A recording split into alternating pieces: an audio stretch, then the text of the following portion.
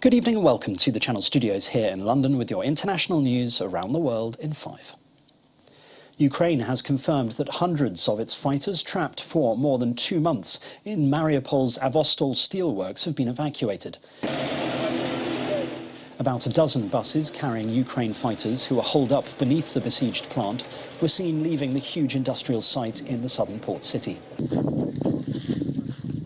Russian state-run media outlets also posted footage of what they say were injured Ukrainian soldiers being evacuated from Avostol.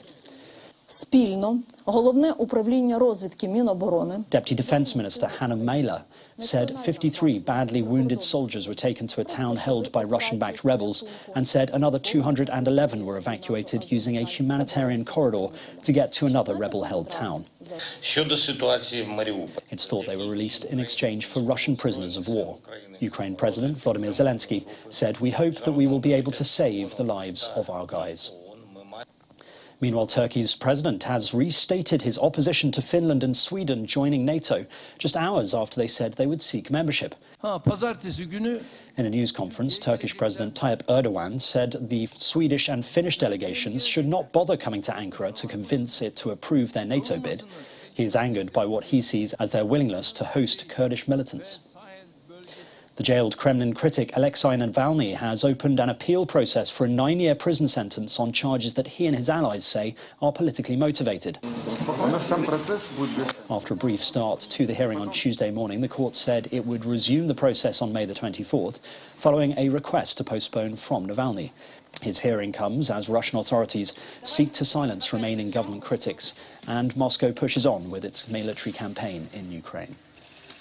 France's new Prime Minister, Elisabeth Borne, is the first woman to hold the job in more than 30 years and says she hopes to inspire young girls. Je suis évidemment très émue ce soir et je ne peux pas m'empêcher d'avoir une pensée. I want to dedicate my nomination to all little girls and tell them to go all the way pursuing your dreams, she said in her inauguration speech. The engineer has been described as a left-wing technocrat. She served most recently as Labour Minister under President Emmanuel Macron. Mali's interim government has said that Western-backed military officers attempted a coup last week without providing details or evidence. Dans le dessein malsain de briser la dynamique. In a live TV appearance, a government spokesman said the alleged coup took place on the night between May the 11th and May the 12th.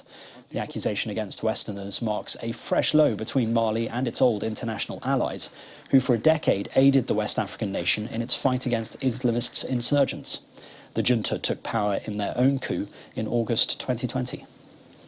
Ethiopia's finance ministry says the World Bank has agreed a $300 million grant to help with reconstruction and recovery in conflict-hit areas. Fighting erupted in the northern Tigray region in November of 2020 and spilled over into neighbouring Afar and Amhara last year. Though there are still sporadic reports of fighting, the war has eased since a unilateral ceasefire by the federal government was announced in March. Ethiopia's finance ministry said the grant would be used for activities designed to support basic services such as health, education and water supply. The Cannes Film Festival red carpet has been rolled out hours before movie stars and directors are expected to arrive for the opening ceremony.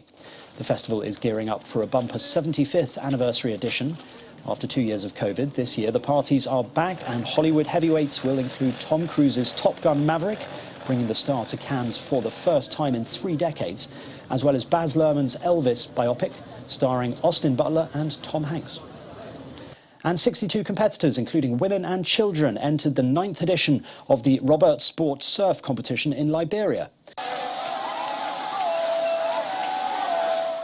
Located northwest of Liberia's capital city of Monrovia, a few kilometres from the Sierra Leone border, the small fishing town of Robertsport is well known by surfers around the world for its high-quality waves. While the sport is taking off on the Liberian coast, it is still far from professional.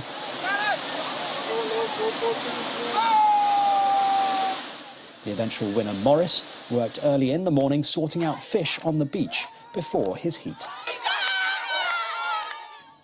And that's your international news around the world in 5. Now back to the Channel Studios in Lagos.